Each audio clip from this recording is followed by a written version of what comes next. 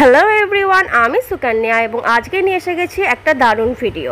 তোমরা অনেক দিন ধরে আমাকে কোয়েশ্চেন্স করতে যে দিদি ক্লে জুয়েলারির জন্য কী ধরনের ক্লে ইউজ করা সবথেকে বেশি ভালো হবে, কি কালার ইউজ করব, কি ভার্নিশ ইউজ করব, কেমন তুলি ইউজ করব।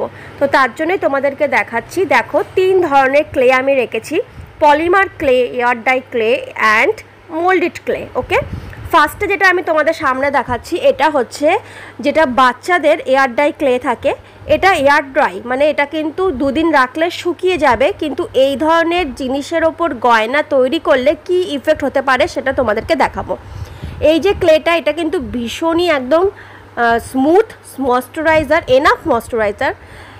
অনেক মানে ভিডিওতে, শর্টসে, বিশেষ করে বিভিন্ন রকমের ইয়াররিংস তৈরির ক্ষেত্রে আমি দেখেছি যে এই ধরনের মানে ক্লে দিয়ে ছোট্ট ছোট্ট তোমাদের সবাইকে লোকে ইয়াররিংস তৈরি করে দেখাচ্ছে এবং পরেও দেখাচ্ছে।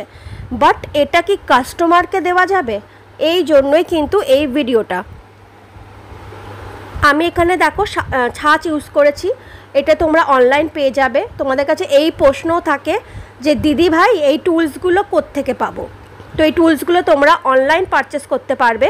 যারা লিঙ্ক চাও তাদেরকে বলছি, অনলাইনে 70 টাকা থেকে শুরু করে 500 টাকা থেকে 5000 টাকা অবধিরও আছে।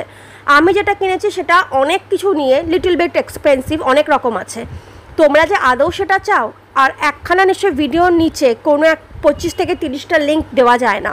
অ্যামাজনে তোমরা প্রায় 30 থেকে 40খানা শেয়ার পাবে, প্লাস ফ্লিপকার্টেও তোমরা 30 থেকে 40 জন বিক্রি করছে এরকম সেলার পাবে। তোমরা কোনটা নেবে, up to you. That's why আমি কোনো লিঙ্ক শেয়ার করি না।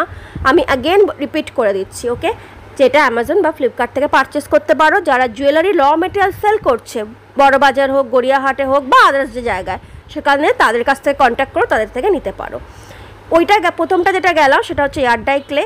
এটাকে বলা হয় পলিমার ক্লে। এটাও কিন্তু বাচ্চাদের প্রোডাক্টের জন্য খুব ভালো, বাট এটাও কি শুকিয়ে গেলে কাজ হবে কি হবে না সেটাও তোমরা দেখে নাও। এখানেও আমি দেখো ছাঁচটা ইউজ করছি, টুলসটা ইউজ করছি, ক্লে মোল্ড টুলস, যেটা মোল্ডটা ইউজ করছি, এবং আমি ফ্লাওয়ার তৈরি করে নিচ্ছি। যেভাবে আমি মোল্ডেড ইউজ করি সেভাবে দেখো ইয়াররিংস আমি তৈরি করে নিচ্ছি। আগেরটাও ছিল এয়ার ডাই ক্লে, এটাও কিন্তু হচ্ছে এয়ার ডাই পলিমার ক্লে। এগুলো কিন্তু ব্রেক করলে খুব ভালো শোকায়, কিন্তু সেরকম মাইক্রোওয়েভ বলো বা এটা অনেকটা যেটা দামি জিনিস অনেকের কাছেই থাকে না। তো তারা গয়না যারা কম দামের মধ্যে, মানে 500 টাকা খরচা করছো, তারা কি করে তৈরি করবে এটা, সেই জন্যই। তো দেখতে পাচ্ছ এটা কিন্তু একদিক দিয়ে না, এটা হচ্ছে খুব, তোমরা এটা কিনে রাখতে পারো গয়না কিন্তু ডিজাইন প্র্যাকটিসের জন্য। এটা ভীষণ ময়শ্চারাইজার, খুব ভালো। এবং যেটা আমি ইউজ করতে বলি গয়না তৈরির ক্ষেত্রে, দেখতেই পাচ্ছ মোল্ডেড বলে এটাকে, ওকে, ক্লে মোল্ডেড। এটা একটা থাকে রেজিন আর একটা থাকে হার্ডনার।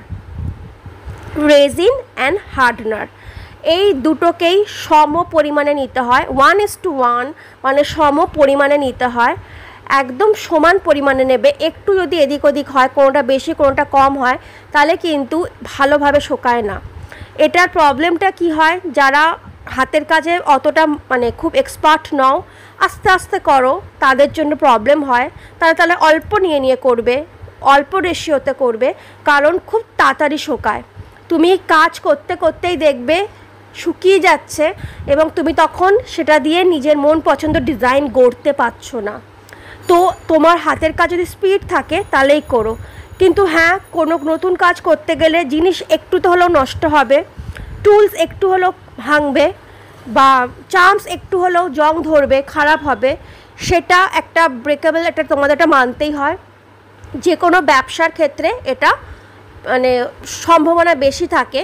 তো যখন তোমরা প্রথম করবে, ঠিক মতো ফ্লাওয়ার আসবে না, ডিজাইনটা হয়তো ভালো আসবে না, কাস্টমারদেরকে দেওয়ার মতো হবে না, বা কেউ কিনবে না সেরকম হয়তো হবে। যাই হোক, সম পরিমাণে নেবে। অ্যান্ড অনেকেই বলো কী পাউডার ইউজ করো, যে পাউডার বাড়িতে আছে, গায়ে মাখার পাউডার, তোমরা যে পাউডার বাড়িতে আছে সেই পাউডার ইউজ করবে। সম পরিমাণে নেবে, নিয়ে ভালো করে দেখো আমি ওটাকে মেখে বেলে নিয়েছি।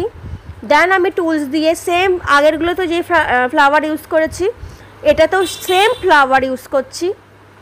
এবং তার জন্য আমি একটুখানি, যেহেতু এটা এমনি তোমাদের শেখাচ্ছি ঠিকই, বাট এটা আমি আমার গয়নাতে ইউজ করব, দ্যাটস ওয়াই আমি কি করেছি, দুটো ফ্লাওয়ারকে একটার ওপর আরেকটা একটুখানি বেঁকিয়ে লাগিয়েছি যাতে এটা ডাবল মনে হয়।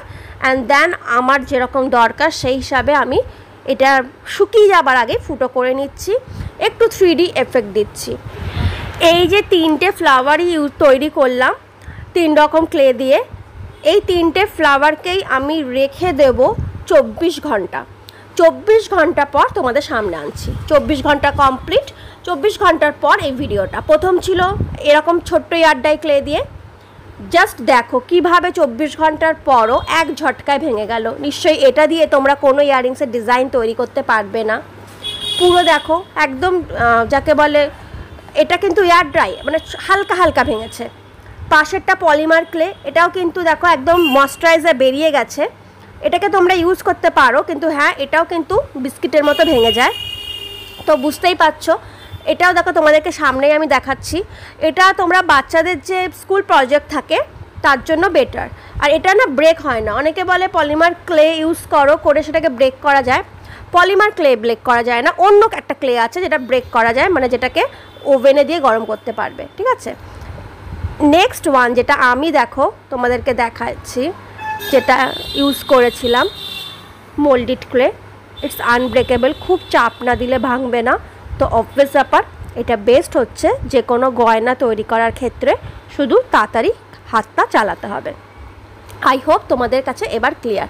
এইগুলো যেরকম ব্রেকেবল, দেখো অনেকেই কিন্তু এগুলো দিয়ে গয়না বানিয়ে দেখায়, বাট আমি তোমাদেরকে দেখিয়ে দিলাম যে গয়না বানানো তো নিশ্চয়ই যায়, বাট তারপর কি সেটা হয়।